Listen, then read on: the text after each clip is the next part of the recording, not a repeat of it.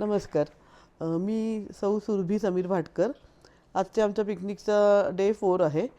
तर आज आम्ही सकाळी 10 वाजता जोशीमठवरून ब्रेकफास्ट वगैरे करून निघालो. आम्ही साधारण 10 वाजता निघालो. 11:30च्या आसपास आम्ही कर्णप्रयागला आलो. तिथे आम्ही साधारण डिझेल भरलं ह्याच्यामध्ये गाडीमध्ये आणि तिथून मग थोडंसं पुढे आलो. आम्ही एक 15-20 किलोमीटर पुढे आलो. तिथे एक आम्ही छोटासा टी ब्रेक घेतला. तिथून मग आम्ही नंतर कर्णप्रयागवरून पुढे आम्ही इकडचा बागेश्वरचा रस्ता पकडला. म्हणजे तो थोडा लाँग जर्नी होता. म्हणजे किलोमीटर्स कमी होते पण रस्ता थोडासा घाटाचा असल्यामुळे त्याला वेळ लागणार होता. मग पुढे आम्ही चहा वगैरे घेतल्यावरती पुढे एक ग्वालदम म्हणून गाव आहे. तिथे साधारण 2-2:30च्या दरम्यान आम्ही एक छोटंसं लंच ब्रेक घेतला. म्हणजे तिथे ते एकच ऑप्शन होतं. पुढे तिथे छोटी छोटी गावं भरपूर आहेत पण तुम्हाला हॉटेल्स वगैरे फार कमी मिळणार. जे काय होतं पण चांगलं जेवण होतं. माझा उपवास होता. बाकीचे हे तिघं पण जेवले व्यवस्थित.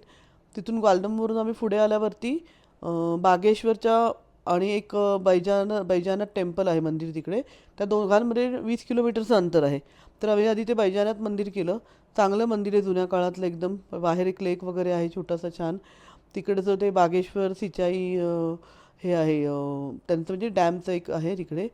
त्याच्यानंतर आम्ही पुन्हा आलो वरती आणि मग नंतर तिथून बागेश्वरला आलो. बागेश्वरवरती एक बागेश्वर टेम्पल म्हणून आहे प्रॉपर त्यांच्या सिटीमध्ये. बागेश्वर सिटीमध्ये थोडं कंजेस्टेड आहे आतमध्ये जायला. गाडी तर नेऊ शकत नाही पण तिथे आम्ही गाडी पार्क करून मग त्या मंदिरात जाऊन आलो. बागेश्वर मंदिर ते पण छान आहे शंकराचं मंदिर. तिथून मग नंतर आम्ही परत आमच्या गाडी पार्किंगमध्ये आलो आणि तिकडे आम्ही जे होमस्टे बुक केलेलं नीलेश्वर होमस्टे म्हणून तिथे आलो. ते तिथून 5 मिनिटाच्या अंतरावरच आहे. फक्त ते खाली सिटीमध्ये नाही आहे कारण तिथे पार्किंगचे इश्यू होतात म्हणून आम्ही थोडं सिटीच्या बाहेर घेतलेलं. तिथे आलो फ्रेश झालो. आता थोड्या वेळापूर्वी जेवणाची ऑर्डर दिलेली आणि आत्ता आम्ही जेवून वरती आलो. तर आज साधारण एवढे आम्हाला म्हणजे साधारण 9 तास लागले. ॲक्च्युली ते नॉर्मल इकडच्या लोकांसाठी 6 तासाचं अंतर होतं. आम्ही ते हळूहळू येत 2-3 ब्रेक घेऊन 4 ब्रेक घेत घेत ते 9 तास लागले आम्हाला इथे यायला. आता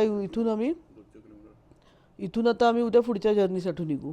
साधारण हे 150 किलोमीटर होतं. 200 जोशीमठपासून इथपर्यंत 200 किलोमीटर्स होतं. तरी त्याला आम्हाला एवढा वेळ लागला.